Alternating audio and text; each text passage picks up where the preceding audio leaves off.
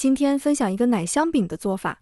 准备300克低筋面粉、3克酵母粉、10克白糖，用温牛奶把它调成面糊，一边捣一边搅拌，调到这种类似酸奶的粘稠度就可以。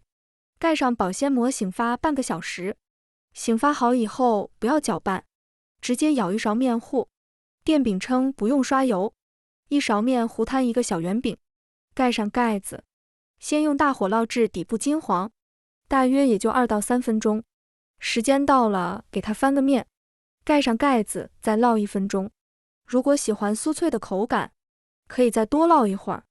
吃的时候抹上自己喜欢的果酱或者豆沙，上面再盖一张薄饼，再来个大号版的，用刀切成自己喜欢的形状，吃起来非常暄软，奶香味很浓。喜欢的朋友一定要试一下。